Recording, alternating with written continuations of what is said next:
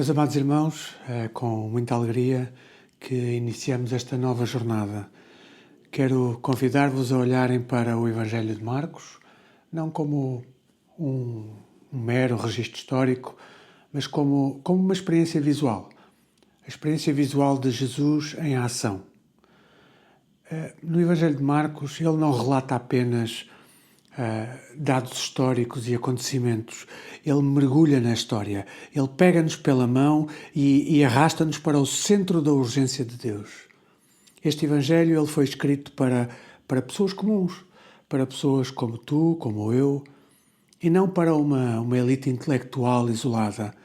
Ele é um convite para vermos Jesus com novos olhos. Marcos oferece-nos um evangelho visual em movimento. Ele não quer que assistas a um documentário estático. Ele exige que sintas o impacto de um evento que está a acontecer agora. Marcos não permite que sejas espectador. Ele empurra-nos para dentro da narrativa. Ou, como falávamos há pouco, ele pega-nos pela mão e arrasta-nos para o centro da urgência de Deus. Imaginem comigo. Imaginem que estão a dormir. Imaginem num sono profundo, perdidos num sonho tranquilo. Quando de repente a porta do vosso quarto se abre violentamente, uma luz intensa brilha diretamente nos vossos olhos e uma voz autoritária grita, uma voz assim mais tipo pai ou mãe de manhã, e diz: acorda, levanta-te, vais chegar atrasado. Antes que consigas processar o que está a acontecer, levas com água na cara só para garantir que tens a tua atenção completamente desperta. O tempo de sonhar acabou. O dia mais importante da tua vida começou e ele exige uma resposta e uma reação imediata. É exatamente assim que o Evangelho de Marcos irrompe na história. Ele não começa com o silêncio de uma manjedoura, nem com genealogias lentas. Ele começa com um estrondo, como dizemos hoje na gíria, in your face. Marcos vê a história de Jesus como se fosse iluminada por relâmpagos, cenas rápidas, intensas, cheias de poder, que dissipam as trevas e revelam o reino de Deus em ação. Meus irmãos, a forma como decidimos iniciar uma caminhada de fé não é apenas um detalhe. É o fator que vai determinar se vamos chegar ao destino ou se nos vamos perder pelo caminho. A lente através da qual tu olhas para Jesus, ela define a prontidão para receberes o reino. Se a tua lente estiver embaciada pelo cansaço ou pelo hábito religioso, vais ver apenas um homem, uma personagem histórica.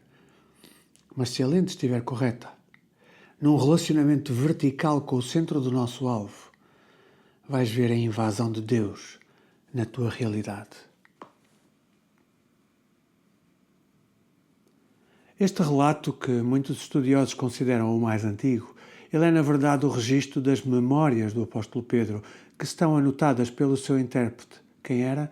João Marcos.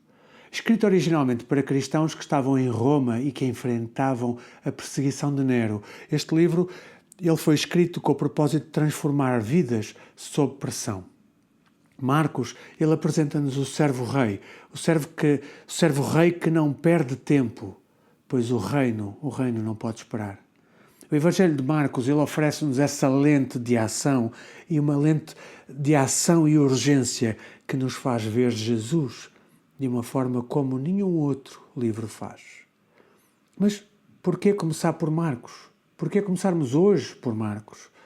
Porque consideramos que ele é o antídoto, o antiveneno para uma religião entediante. Ele tira-nos da inércia das tradições estáticas e lança-nos numa vida de decisão. Começarmos esta jornada, ela é vital para a nossa saúde espiritual, pois ela desperta-nos para o facto de que o reino de Deus não pode esperar. Estas palavras foram escritas para todos e o chamado que ecoa delas exige de nós uma resposta imediata. Amados, para viver no alvo é essencial compreendermos a rocha sobre a qual se assenta o relato que nós estamos a estudar. Para que a nossa relação vertical com Cristo, para que ela seja sólida, nós precisamos de confiar na fidedignidade da sua palavra.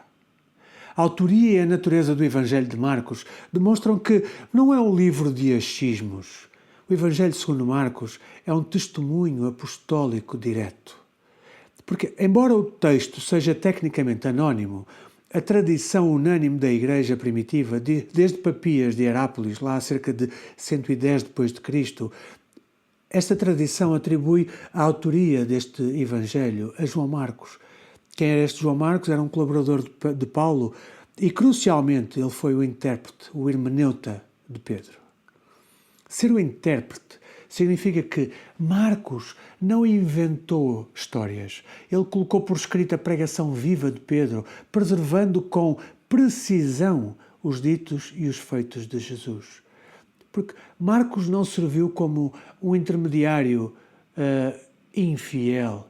Ele foi fiel, ele garantiu que o relato que temos hoje ele é historicamente confiável e divinamente inspirado, servindo de ponte entre a memória do apóstolo e as gerações futuras como a nossa.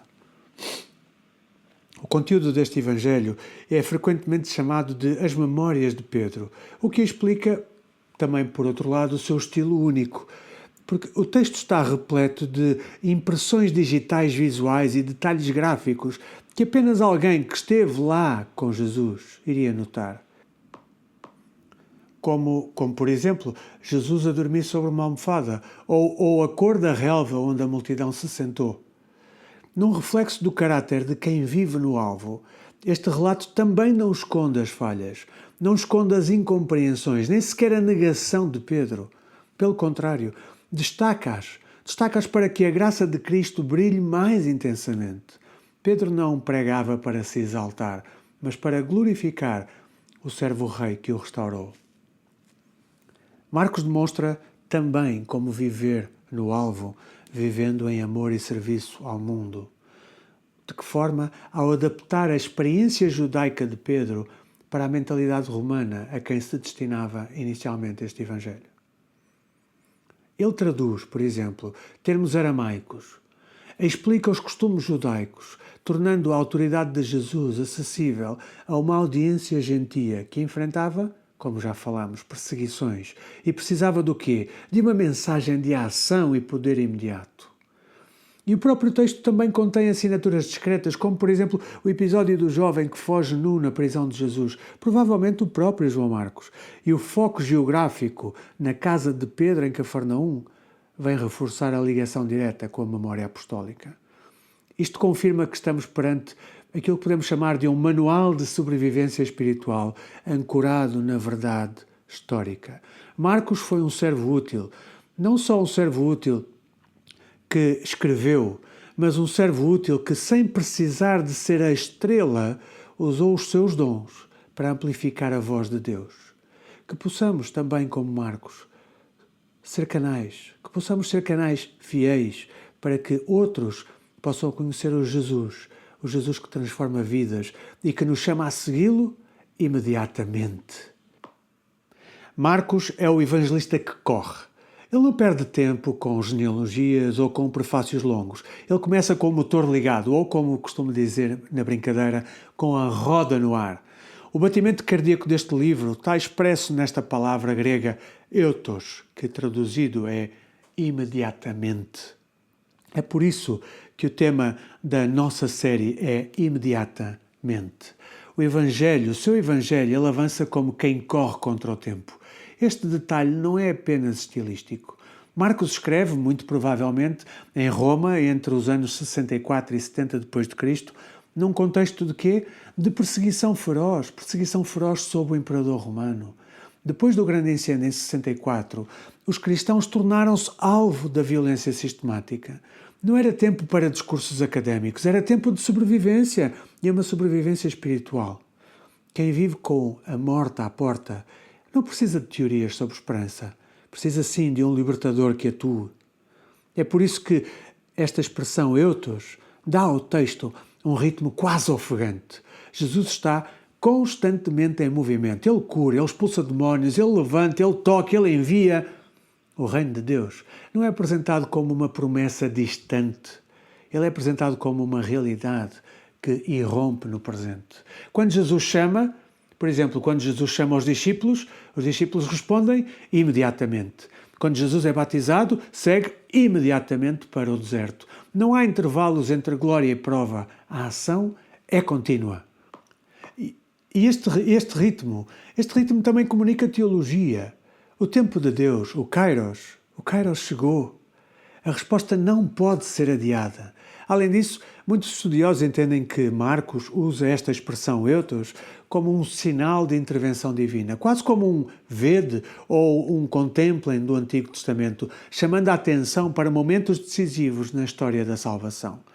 Este estilo rápido e direto, ele encaixava que nem uma luva na mentalidade romana. Marcos escreve para gentios, num ambiente moldado pelo poder do Império. Por isso, nós encontramos expressões em latim como centurio, legio ou praetorium. Ele omite as genealogias, como já dissemos, pois elas interessariam mais aos judeus. Ele traduz expressões aramaicas como talita cumi e explica os costumes judaicos. O objetivo é claro: comunicar o Evangelho de forma compreensível àquela cultura concreta. O retrato de Jesus também responde ao contexto. No mundo que exaltava força, que exaltava autoridade, Marcos apresenta um servo, rei, em ação. Ele registra 18 milagres e apenas 4 parábolas. Mostra poder sobre a natureza, poder sobre a doença, poder sobre os demónios, mas não esconde o sofrimento. A comunidade cristã que estava em Roma, ela conhecia o martírio. Ao destacar que Jesus esteve com as feras no deserto, Marcos está a falar a estes crentes que eram literalmente lançados às feras nas arenas.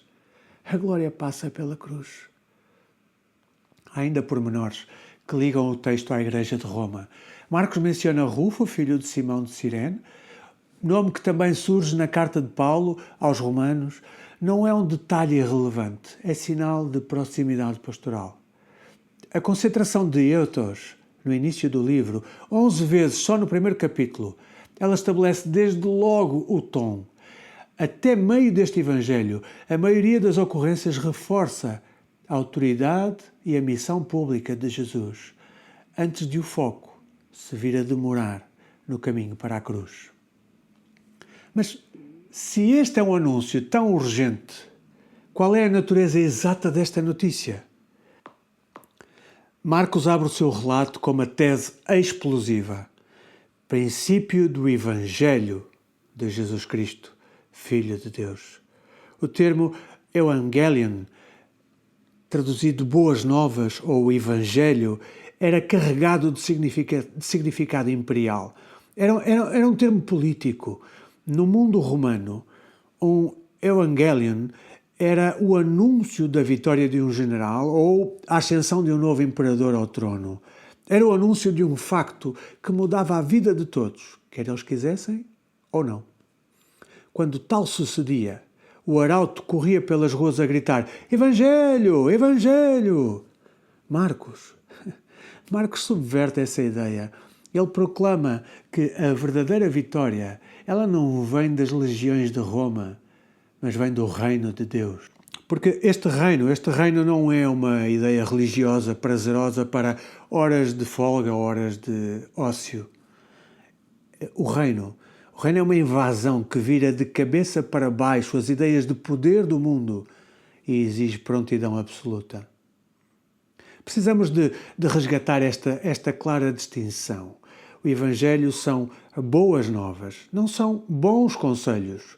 O mundo está cheio de conselhos sobre como melhorar a vida. O Evangelho não é um manual de autoajuda. É o anúncio de que algo decisivo já aconteceu. Jesus não oferece apenas orientação, Jesus proclama vitória. O bom conselho é uma instrução sobre o que deves fazer. Por exemplo, esforça-te mais, ser uma pessoa melhor, cumpre estas regras e aquelas. Mas o Evangelho é o anúncio do que Deus já fez na história. Jesus não veio para nos dar uma lista de tarefas. Ele veio anunciar que o espaço de Deus, ele interceptou o teu espaço comum e que uma nova era começou. Isto tem que transformar a nossa postura cristã.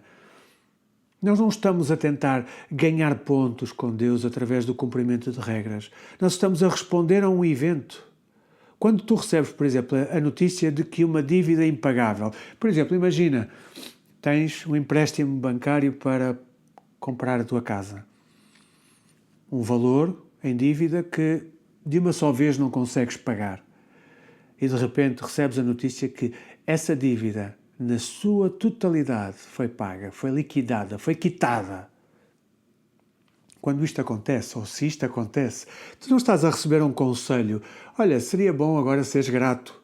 Não, tu recebes uma nova realidade de liberdade.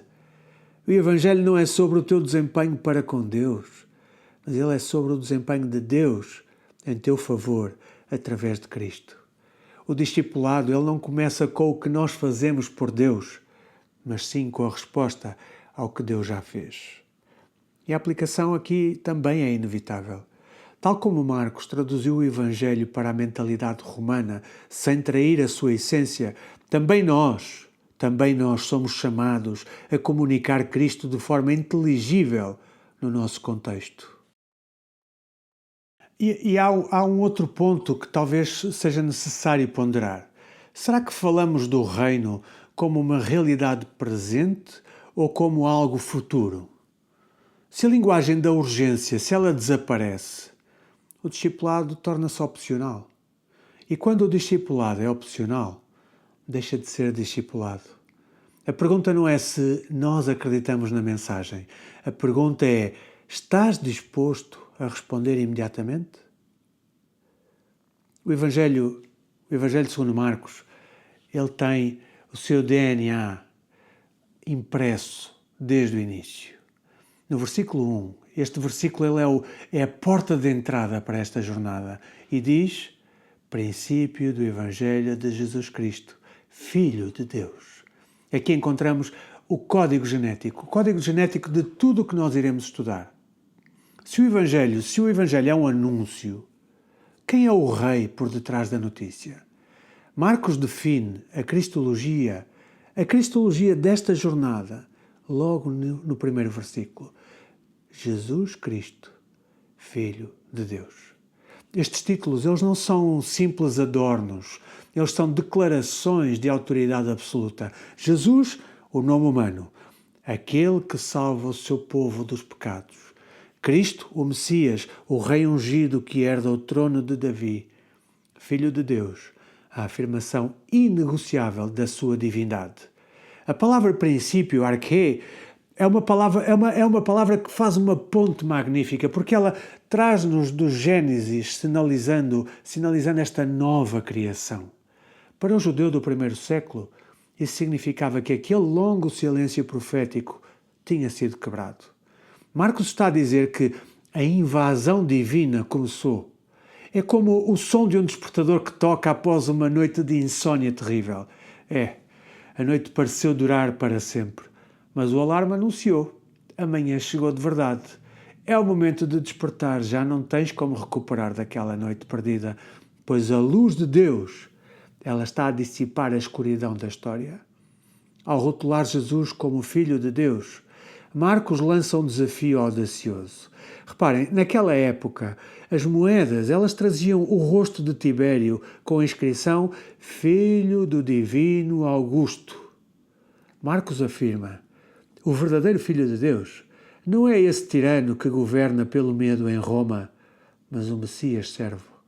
Jesus é o servo-rei que veio não para ser servido, mas para dar a vida em resgate. Ele é a janela pela qual vemos quem o Pai realmente é, um Deus de amor que se entrega por nós. Conta-se que, certa vez, um historiador famoso e cético, convencido pela sua família a ir a uma igreja e assistir a um culto, ele aproximou-se do pregador com um sorriso irónico e disse: finalmente descobri porque é que as pessoas gostam de Natal. Um bebê não representa ameaça alguma. Pois ele via o presépio como um evento inofensivo que não exigia nada de ninguém. Mas reparem, o Jesus de Marcos é o oposto desta visão sentimentalista. Ele não é um bebê passivo num quadro de museu. Ele é o rei que invade a história com autoridade para reivindicar o domínio sobre a tua vida. O paradoxo é que este Filho de Deus é o mesmo que em Marcos, no versículo 41 do capítulo 10, vamos ver mais à frente, ele vai se apresentar como o servo sofredor. Ele tem autoridade total, mas usa para dar a vida em resgate. Contudo, não se enganem. Reconhecer quem este Jesus é exige submissão imediata. Pois se ele é o rei, tu não podes negociar as suas ordens. Tens que o seguir.